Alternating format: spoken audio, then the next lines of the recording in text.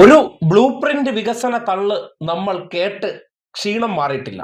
അടുത്ത അതേ പാറ്റേണിൽ മറ്റൊരു ഐറ്റം ഇറങ്ങിയിട്ടുണ്ട്. കേരളത്തിന്റെ ഡയലോഗ് വീരന്റെ ഫ്രഷ് എപ്പിസോഡ് എത്തിയിട്ടുണ്ട്. അതിന് ബ്ലൂ പ്രിന്റ് എന്ന പേരില്ല എന്നേ ഉള്ളൂ.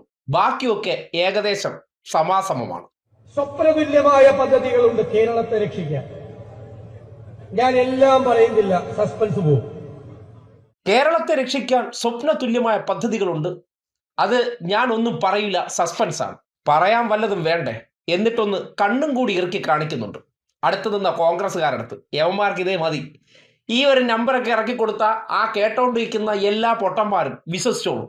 അതാണ് ഡയലോഗ് അടിയുടെ ഗുണമെന്ന് ഈ അടുത്ത ദിവസം BJP-ക്കാർ ഇവിടെ തലസ്ഥാനത്ത് അധികാരം കിട്ടിയാൽ വികസനത്തിന്റെ ബ്ലൂ പ്രിന്റ് ഇതാ വരാൻ പോകുന്ന എന്ന തരത്തിൽ പ്രചരിപ്പിച്ച് ഒടുവിൽ മോങ്ങിജിയും വന്നു പോയി.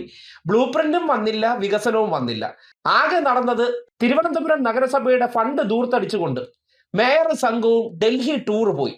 അതല്ലാതെ ഒരു ചുക്കും വന്നില്ല. അതുപോലെയാണ് സതീശന്റെ ഡയലോഗും. ഒന്നും വേണ്ട, കേരളത്തെ രക്ഷിക്കാൻ വലിയ പദ്ധതികൾ ഉണ്ടെന്നാണ് പറയുന്നത്. ആ ഡയലോഗ് അടിക്കുന്ന വ്യക്തി വയനാടിനെ രക്ഷിക്കാൻ വേണ്ടി ഫണ്ട് പിരിച്ചു. ഒരു കല്ലെങ്കിലും ഇട്ടിട്ട് ഡയലോഗ് അടിച്ചിരുന്നെങ്കിൽ കേൾക്കാമായിരുന്നു.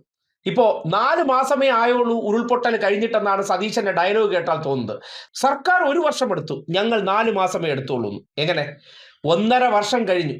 ആ ഫണ്ട് പിരിച്ച് യൂത്ത് കോൺഗ്രസ്സുകാരിലെ സംസ്ഥാന പ്രസിഡന്റായിട്ട് നടന്ന വ്യക്തി അതുമായിട്ട് വ്യഭിചാരത്തിന് നടന്നു. കോൺഗ്രസ്സുകാർ പിരിച്ച ഫണ്ട് എത്രയാണെന്നോ അതിന്റെ ആപ്പ് എവിടെയോ എന്ന് ചോദിച്ചാൽ അതിനൊന്നും ഉത്തരവുമില്ല.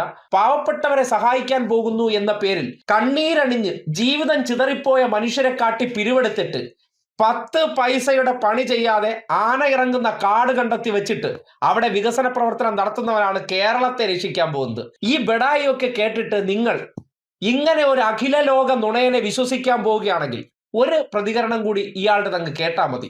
ഞാൻ ചില സമയത്ത് ഇതുപോലുള്ള ചില ബെഡായികളൊക്കെ അടുക്കി ഇതേ നാവ് കൊണ്ട് ഈ മഹാൻ പറഞ്ഞിട്ടുണ്ട്. അതുകൂടി കേട്ടിട്ട് ചിന്തിക്കാൻ പറ്റുന്നവർ ചിന്തിക്കൂ, ഇല്ലെങ്കിൽ സ്വയം അപകടത്തിൽ ചാടി അനുഭവിക്കൂ. വെറുതെ പറഞ്ഞ ഞാൻ അതുപോലത്തെ നോണയൊക്കെ പറയും.